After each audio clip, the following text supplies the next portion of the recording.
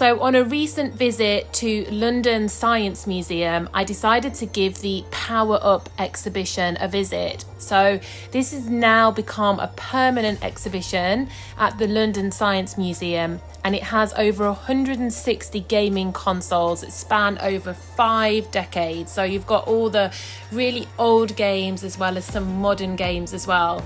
Now, I just want to add a caveat that I am not really a gamer and I've never really been a gamer, so I didn't really know how many of these games worked. So excuse me for being a complete novice, but I still had a lot of fun here and I really recommend giving it a try. So the tickets are about £10 each and you get a discount if you go as a family. So I came straight over to the virtual reality section. Now, virtual reality is something that I absolutely love. I've been able to have quite a few goes at this at some of the immersive experiences I've been to. So I was really excited to try some of these virtual reality games. I also loved this guitar game, which my friend was a bit of an expert at and I wasn't.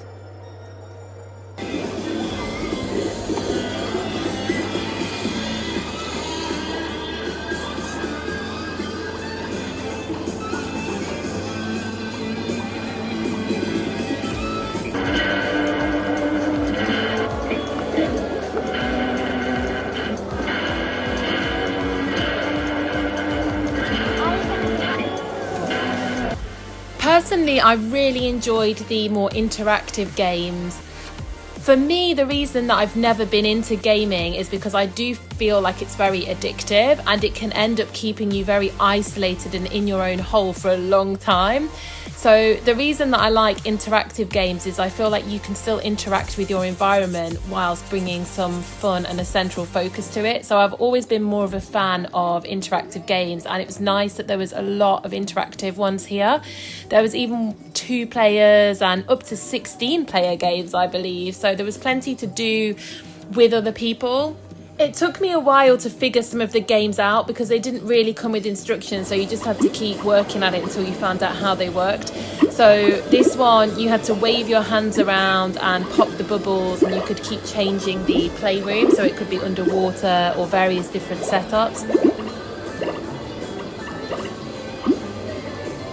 This one was a fishing game that I just really couldn't get my head around.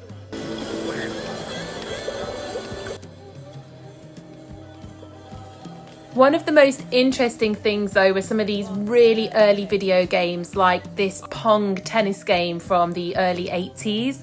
You have to move the thing. Now look, you just move that. When there was no computer game. Yeah.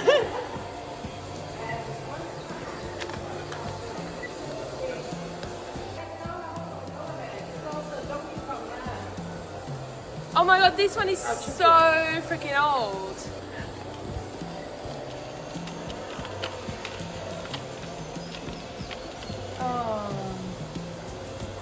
It's not on this one, but that one's got golden arcs on it. That's the one with...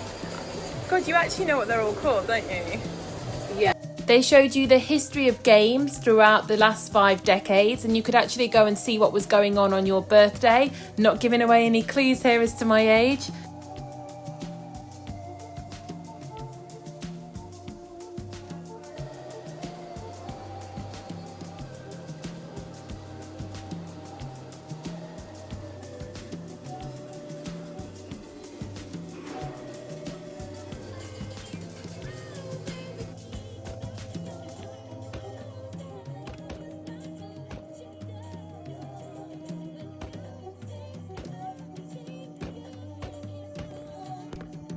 They had this drumming game, which I had to play a lot quieter, else my phone just kept falling over. And then one of my absolute favourites was this sports Olympic game, where you could do all the Olympic sports like javelin, racing.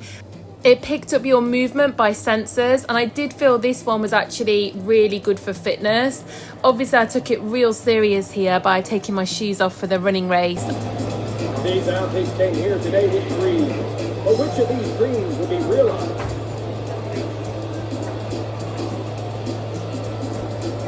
On your mark.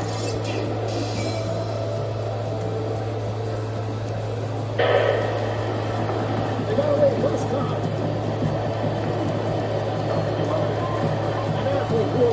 his level place. Looking good for the last bend. And woohoo, after winning first place in the World Championship and gaining the world record, I had to celebrate that with a cup of coffee around the corner.